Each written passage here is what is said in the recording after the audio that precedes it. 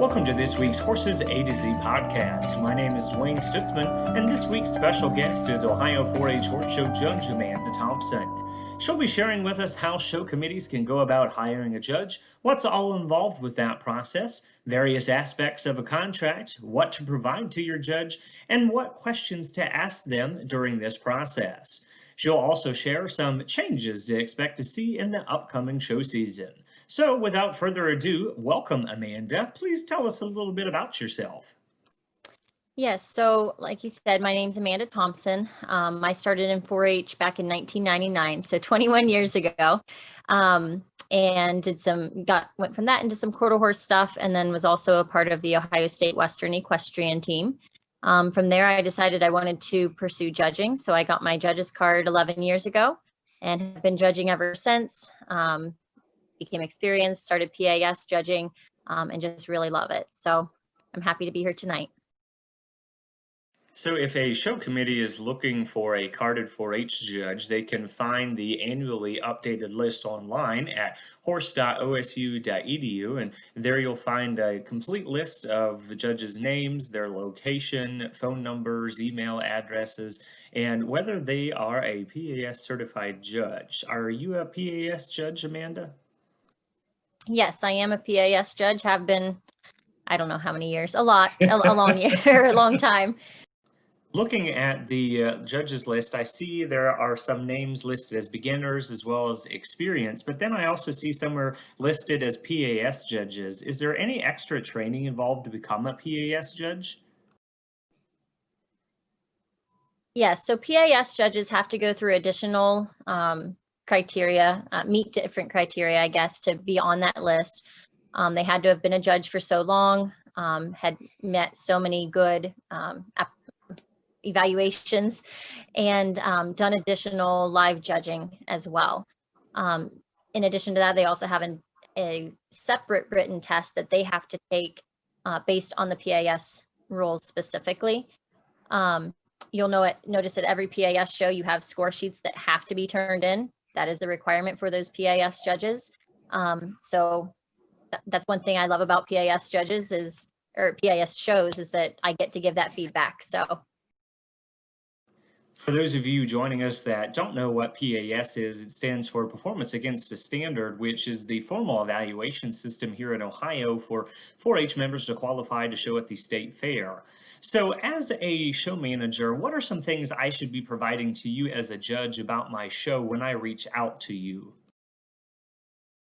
as a judge, sometimes we get calls or emails that are pretty vague. And you want to make sure to include some important information because sometimes you don't get the judge directly and you have to leave a voicemail or whatever. And I just want to share some important things that I look for when I get a call. First off, make sure you tell us the date of the show and if there's a rain date scheduled. That's an important thing to know as well. In addition, we need to know whether it's a 4-H show or an open show or what type of breeds we're going to be looking at or what type of rule book we're going to be following. Most of the time our 4-H clubs are following 4-H rules, but sometimes our open shows use different rules. So knowing that information to make sure that we can judge appropriately for that rule book is very much helpful.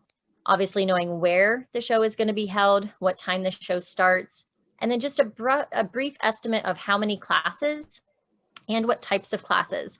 As a 4-H judge, we're pretty well-rounded as a whole.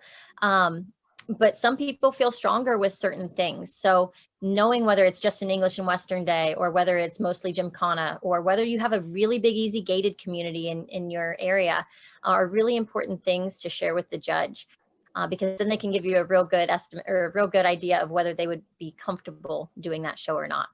And then if you have a budget, that's always a nice thing to include as well because some of our judges are listed as beginner judges. They haven't had as much experience and they can sometimes do it for a little bit less.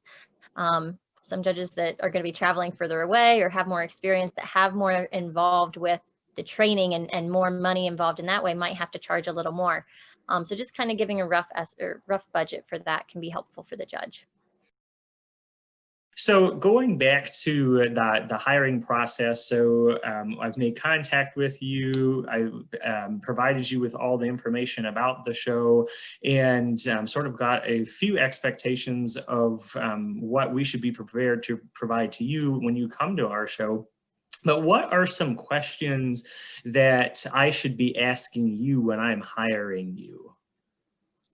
Yeah, so kind of going back to the information you provide in that email, Hmm? um, asking if the judge is familiar with judging particular classes is super helpful.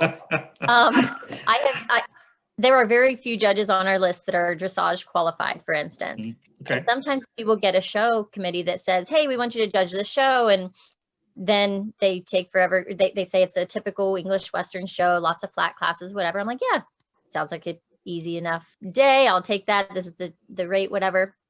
And then I get there and they surprise me with a dressage class in there. And I'm like, well, I mean, I've done dressage, but I haven't, I'm not a card in dressage. And you may have been better off having someone who has a card in that. So just asking if the judge is familiar with judging specific classes is super helpful. Again, you don't want a judge coming in who isn't familiar with easy gated horses and have a lot of easy gated classes. You don't want to set your judge up for that situation, and you don't want to set your exhibitors up for that situation, because that's not fair to them either. So make sure they're familiar with the type of classes they're going to be providing, and then make sure you know what that fee is. And then also ask for if there's any additional fees. For instance, sometimes when the judge is traveling a long ways, they might need a hotel. The last thing a judge wants to do is drive 4 hours after a 12-hour day. 4 hours there, 12 hours judging, 4 hours at the end. That's a really long day. So maybe they want a hotel. Maybe they don't. Maybe they just want mileage. Those are questions that you'd want to be asking so that you know what that total cost is going to be for that judge. Wonderful. So let's say I'm going to hire you to come judge my fair show. I probably should send you a contract, right? Yes. What should that look like? So a contract doesn't have to be multi-page or anything else. It's a single page document, just basically laying out the details of the show, telling where the show is, the date of the show, basically everything you said in your email or voicemail.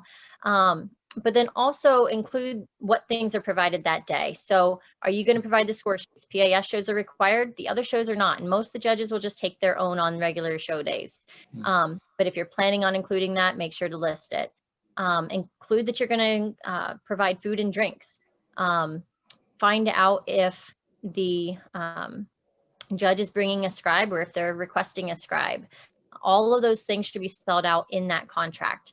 And then you should sign and date it as a committee, and also have a place for the judge to sign and date as well. Okay. So what are some things that my show committee or myself should be prepared to provide to the judge on actual show day? Yeah, so usually our shows are pretty hot in the summer. Food and lots of water. There have been shows where I've been at and they're like, we don't have any water. And I'm like, can we get some?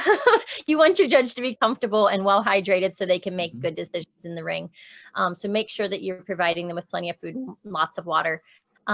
Scribes are super helpful, especially with the new scoring that we have in the 4-H world this coming year, with showmanship and all your individual pattern classes, horsemanship, equitation, having all the individual scores with the penalties and everything. Having a scribe and someone who is a knowledgeable scribe is super, super helpful. I know some of the committees I've worked with in the past, they're like, well, we don't have anyone knowledgeable. Do you have someone you can bring? And that's always an option to ask your judge as well. Sometimes they'll have someone that they like to work with and they'll bring that person for just a small upcharge or something like that. So having someone that's knowledgeable as a ring steward. And then another thing that, again, with the updating of the rules and having these individual scores, a lot of judges are using these score sheets on a regular basis. And again, it's not required to post them unless it's PAS show, but a lot of times our judges are giving those to the committees. And I just think committees need to be prepared for that, because that's a great way for the exhibitors to see feedback and hopefully grow from that information. So having something in place to share those score sheets with the exhibitors is super helpful. That does not have to be something extravagant, something like a binder or just stapling it to your building if you have a wood building, or just a clipboard to put all those score sheets on, and people can come up when they're done showing and look at the classes they were in and see what the judge had to say. I agree 100%. I think the use of score sheets and pattern classes will help everyone grow. And I know our judges have been working very hard to learn how to use them. And I know they're excited to share them with the 4-H exhibitors. So to wrap up, is there anything else you'd like to share about this topic? I think we hit on most of it. Just be aware of your judge. Again, check in with them, make sure they don't need something to eat, something to drink. Sometimes just being in that hot sun, blood sugars drop and they need something to eat. So just checking in with them can be helpful. Having chairs readily available. Again, on the individual scoring classes, especially if they're larger classes, sitting down to do that scoring can be a big help as well. And again, be prepared for those score sheets, because I think you're going to see a lot more of judges being willing to share those score sheets, since we're really pushing this new scoring system and making sure we're individually judging each maneuver. And I think the exhibitors are going to be looking for that and wanting that.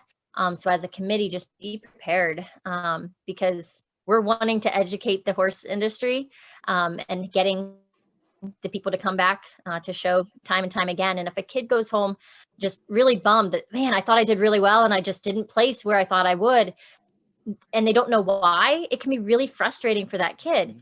But if they see that score sheet and they're like, you know what, I didn't place where I wanted, but now I see why. Now I know what to go work on. Now I know how to improve myself.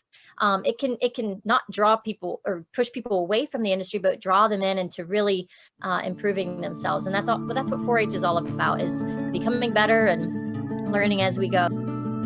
Absolutely. Well, thank you so much for joining us this week. Again, that was Amanda Thompson, one of our experienced Ohio 4-H horse show judges, sharing some perspective on how show committees can go about hiring a horse judge and working with them in this process.